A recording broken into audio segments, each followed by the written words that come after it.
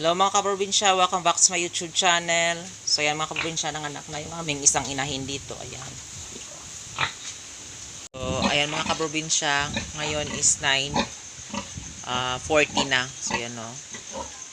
So ngayon walang kuryente. Ayan ang anak yung isang native pigs. Ayan. Ngayon dito namin, ayan. So yan, solar lang yung ginagamit. Ayan dun.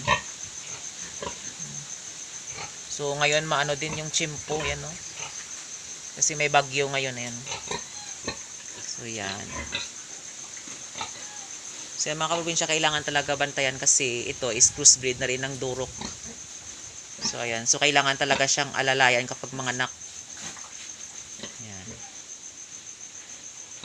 Mag-aakit sa dati na mag-aan mo.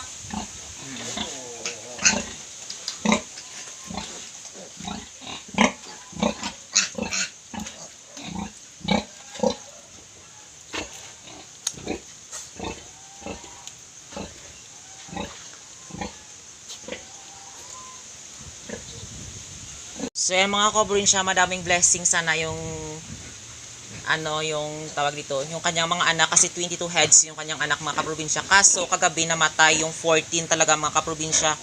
So yung mga kaprobinsya, yung 21 heads mga kaprobinsya is buo talaga at maganda. Kaso yung dahil sa siguro sa oras mga kaprobinsya, tapos yung iba lumalabas yung kanilang paa yung nauna. So tawag dito sa amin suli mga kaprobinsya. So ayan na yung inahin ng mga kaprobinsya is nahirapan magpalabas ng mga anak niya. So yan yung iba namatay yung 14 talaga mga kaprobinsya yung patay. So yan, meron siyang anak ngayon na 8. So ayan mga kaprobinsya, blessings sa mga kaprobinsya. Kahit papaano merong buhay talaga. So yan talaga mga kaprobinsya ang ng isang farmers, meron talaga tayong maganda yung kanyang anak. Meron ding tawag dito, mamamatay talaga mga kaprobinsya. So yan, kahit pa paano sa ganito mga kaprobinsya is meron talagang nabuhay. Unlike doon sa Hypor mga kaprobinsya na meron siyang 14 na anak is namatay talaga lahat. So ayan. So sa ganitong mga anak niya mga kaprobinsya, kahit native siya, na-crossbreed na siya sa native, yung inahin na ito mga kaprobinsya is crossbreed na rin sa native.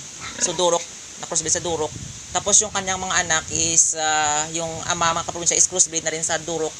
So 25% na ang yung pagka-Bisaya, yung pagka-native.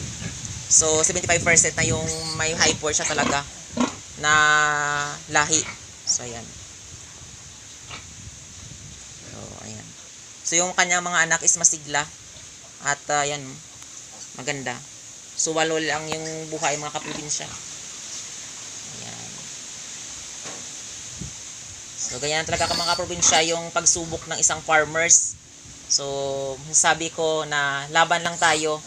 So, kahit konti, ano mangyari, magpapasalamat tayo talaga sa Panginoon na meron tayong blessings. Wag nating kalimutan magpasalamat sa Panginoon. Kahit ganyan lang, konti lang yung maraming namatay. Pero at least kahit papaano meron ding buhay. At hindi na ito mga kaprobinsya, konti is marami na yung 8 na yan. More blessings na yan mga kaprobinsya.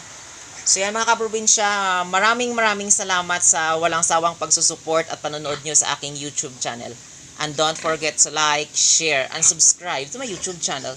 Thank you for watching and happy farming!